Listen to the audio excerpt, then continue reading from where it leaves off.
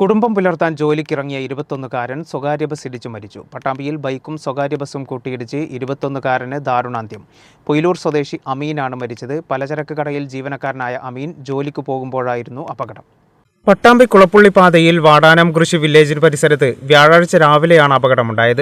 എതിർദിശകളിൽ സഞ്ചരിച്ച സ്വകാര്യ ബസും ബൈക്കും കൂട്ടിയിടിച്ച് ബൈക്ക് യാത്രികനായ യുവാവ് ദാരുണമായി മരിച്ചു.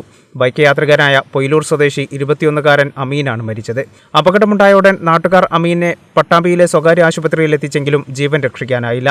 ഓങ്ങല്ലൂരിലെ പലചരക്ക് കടയിലെ ജീവനക്കാരനായ അമീൻ രാവിലെ ജോലിക്ക് പോകുമ്പോഴാണ് അപകടം. വാടാനം കൃഷിയിൽ നിന്ന് പട്ടാമ്പി ഭാഗത്തേക്ക് പോവുകയായിരുന്ന ബൈക്കും പട്ടാമ്പിയിൽ നിന്ന് പാലക്കാട്ടേക്ക് പോവുകയായിരുന്ന സ്വകാര്യ ബസ്സുമാണ് കൂട്ടിയിടിച്ചത്. വാഹനം നല്ല സ്പീഡിലാണ് വരുന്നതെന്നാണ് ബസ് എന്ന് പറഞ്ഞത്. ഈ കുട്ടി ഒരു വാഹനത്തിന് കട്ട് ചെയ്തിട്ട് കയറിയപ്പോൾ അടിച്ച് തെറിപ്പിച്ച് പോകുന്നതാണ്. പട്ടാമ്പിയിൽ പൊതുവെ ഞാൻ എപ്പോഴും പറഞ്ഞൊരു വാക്കാണ്, വാഹനങ്ങൾക്ക് നിയന്ത്രണം കൊടുക്കണം. ബസ്സുകൾക്ക് ഒരു നിയന്ത്രണമില്ല. നമ്മുടെ റോഡൊക്കെ നന്നാക്കിയിട്ട് നമ്മളെ റോഡൊക്കെ പൊട്ടിപ്പൊളിഞ്ഞ് കിടക്കണ റോഡായിരുന്നു. നല്ല ഡീസൻ്റായിട്ട് നമ്മളെ റോഡൊക്കെ. വാഹനങ്ങൾക്ക് ഒരു നിയന്ത്രണമില്ല.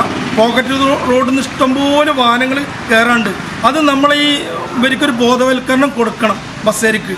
പൊയിലൂർ സ്വദേശി താഴത്തേതിൽ മുഹമ്മദ് അലിയുടെ മകനാണ് മരിച്ച അമീൻ. ഷൊർണൂർ പോലീസ് സ്ഥലത്തെത്തി മേൽ നടപടികൾ സ്വീകരിച്ചു. കേരള വിഷൻ, പട്ടാമ്പി.